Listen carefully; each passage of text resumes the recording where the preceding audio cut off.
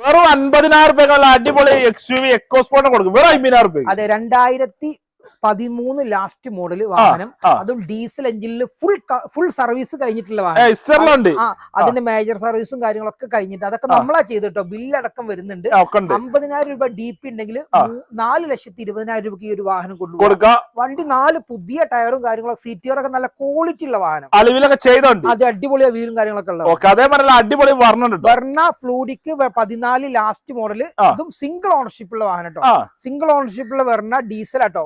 1.6 XX വരുന്ന വാഹനം. Full option വണ്ടി. 4.5 ലക്ഷം രൂപ ഫൈനലാക്കി കൊടുക്കാൻ പറ്റും. ഫുള്ള് ലോൺ ഉറപ്പ് മുടക്കണ്ട, പൈസ മുടക്കാതെ കൊണ്ടുപോയി. WRV അല്ല, BRV 7 സീറ്റർ BRV 90,000 കിലോമീറ്റർ ഓടിയ സെക്കൻഡ് ഓണർഷിപ്പ് ഉള്ള വാഹനം.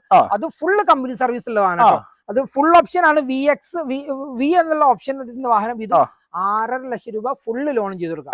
7 സീറ്റ് വണ്ടി ഫുൾ ഓൺ, ഉറപ്പ് മുടക്കാതെ. അതേപോലെ അൾട്ടീസ് ഉണ്ടല്ലോ, original Kerala Altis 11 last model GL ഡീസലില് ഫുൾ ഓപ്ഷൻ വരുന്ന വാഹനം.